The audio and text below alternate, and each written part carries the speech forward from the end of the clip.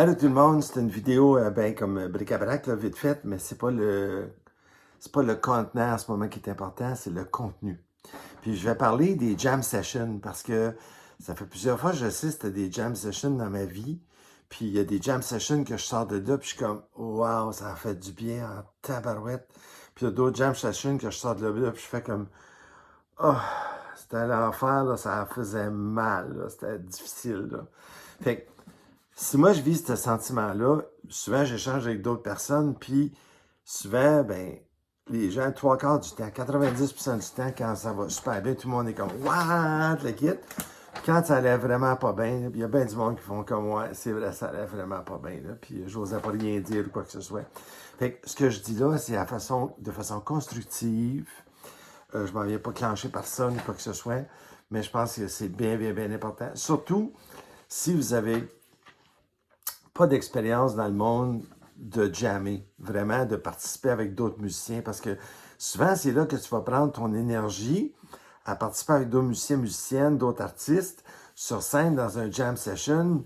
Tu t'en vas donner, mais tu t'en vas aussi recevoir, puis tu t'en vas comme collaborer. Tu dis pas, mettons, quand tu regardes mettons, un paquet de musiciens qui jouent ensemble, tu dis pas, je suis allé voir 7-8 musiciens jouer ensemble. Tu vas dire, je suis allé voir un band.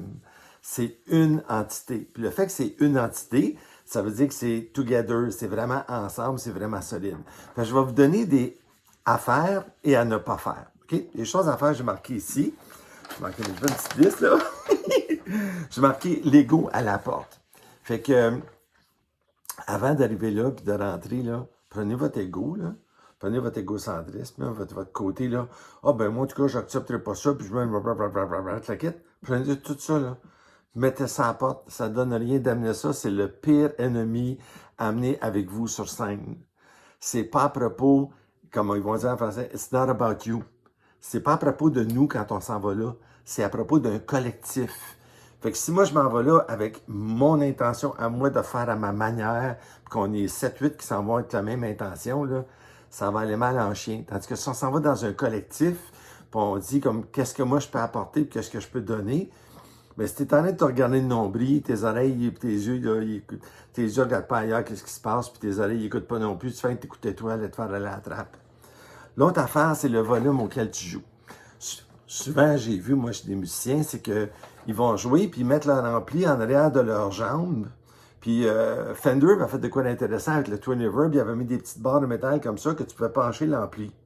Fait que moi, quand je vais jouer dans un jam, que je suis obligé d'amener mon moniteur à moi, mon speaker à moi pour sortir ma projection à moi, parce qu'ils n'ont pas tout le temps des kits de son amplifiés avec un technicien pour le kit, j'amène mon moniteur à moi, puis je le projette que la première personne qui reçoit le son d'en face, c'est moi.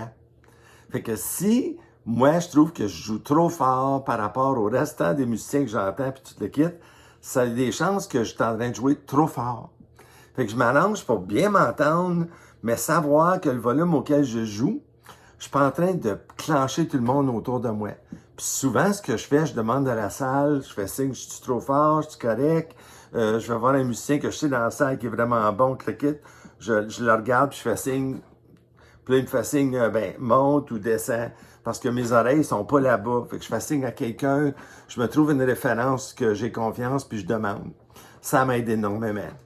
L'autre affaire, si tu es un nouveau chanteur ou un artiste invité, même si tu es un excellent chanteur, n'importe quoi, ou si tu es un artiste solo super bon, ça veut pas dire que tu t'en vas à un jam, que tu prends la soirée à toi tout seul. Là. Si tu n'es pas un musicien d'accompagnement, c'est pas toute la soirée qui t'appartient. De toute façon, quand tu es un musicien d'accompagnement, tu t'en vas vraiment pas appartenir à la soirée. Là. Tu t'en vas donner ton expertise à aider les gens.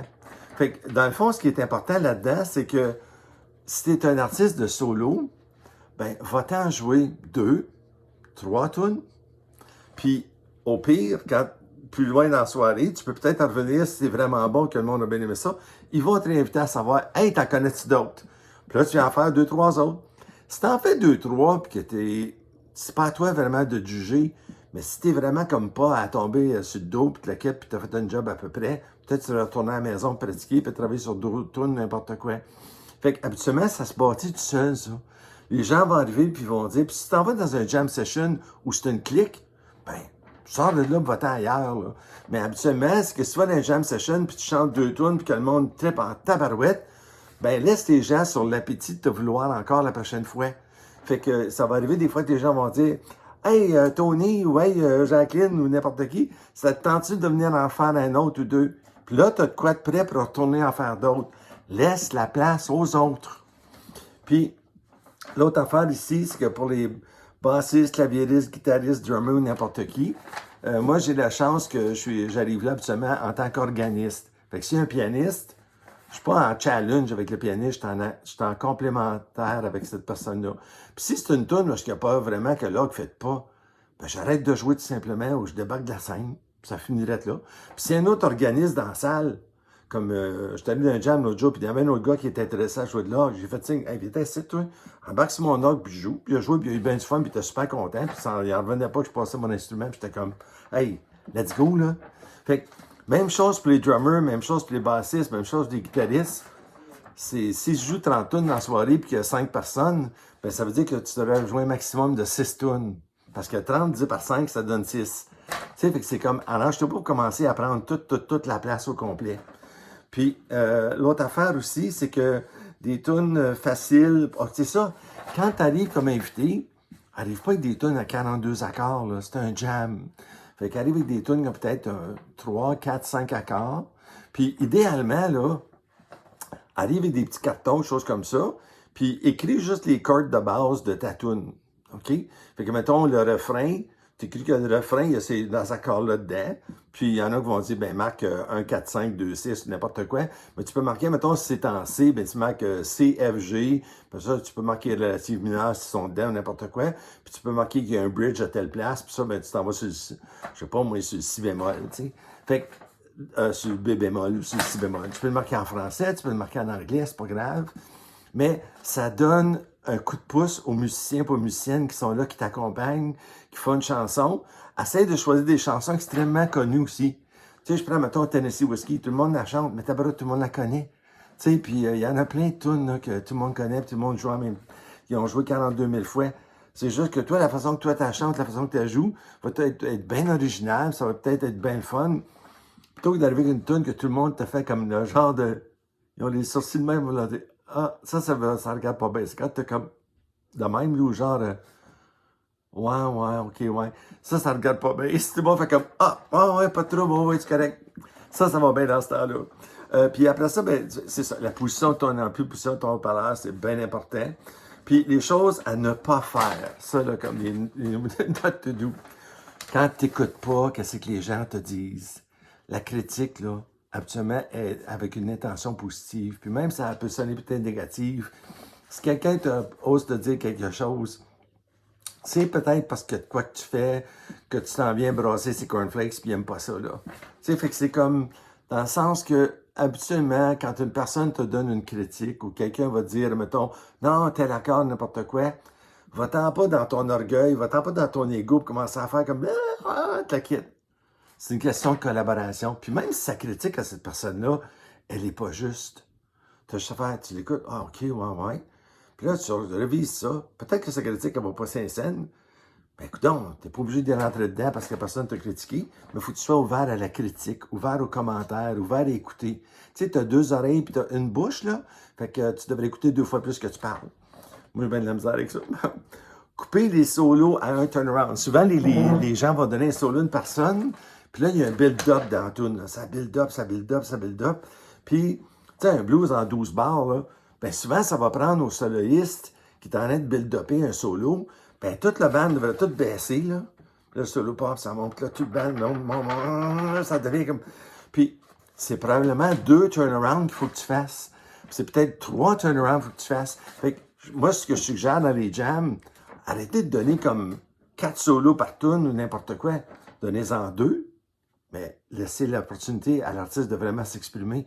Moi, en tant qu'artiste qui va donner un solo, je préfère bien plus donner un solo à toutes les 3, 4, 5 ou 6 tunes que d'en donner à toutes les tunes, mais d'être obligé de donner un petit solo tout court à cette situation que j'ai pas eu le temps de vraiment exprimer qu'est-ce qui se passe là. Fait que si tu fais un solo et tu as 2 turnarounds, ça me dérange pas, mais de skipper 1, 2, 3, 4 autres tunes après ça que j'ai pas de solo. C'est pas grave, j'ai eu le temps de m'exprimer dans un solo, puis j'ai eu le temps de vraiment le vivre profondément avec tous les artistes qui me supportaient, tous les musiciens en arrière que je pars, t'as fait en bas, puis là, toute la bande, c'est là que ça s'en va en bas. Là, comme, tu sais, t'entends, mettons, des chansons dans le temps de James Brown, puis tout, Bring it down! Frank, la tourne, elle descend. Ben, c'est ça que ça veut dire, ça. Puis l'autre partie ici, que pas prendre la critique sur cette affaire, je t'en ai parlé, attendre son tour. Parce que des fois, des gens vont partir en solo sans se faire cuer par le leader. Ben, c'est comme, tu pars pas à faire un solo n'importe quand, n'importe comment, là. Tu pars à faire un solo quand quelqu'un te fait signe de partir à faire un solo. L'autre affaire, c'est important, hyper important, avoir du plaisir. Avoir du fun, là, en dedans de ton cœur, là.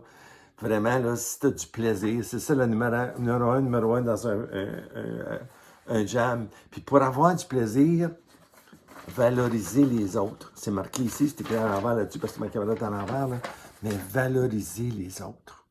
Un jam, là, c'est un collectif de gens qui s'entraident, qui s'aiment, qui font une collaboration. C'est ça, un jam. C'est pas à propos de bien montrer qui se cotait, puis comment c'était smart, puis comment c'était bon.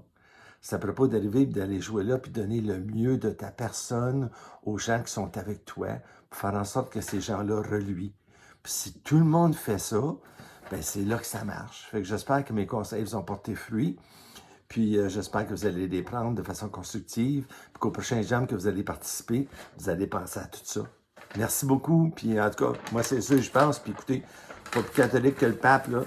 Il y a des fois là, que je sors d'un jam, puis je fais comme, ouais, Sophia, t'as pas été trop smart là-dessus, là. C'est comme, ouais, c'était comme, t'aurais pu être plus fine, là. T'aurais pu être meilleur là-dessus, là. C'est ça. Fait que, passez une belle fin de journée. Bye bye.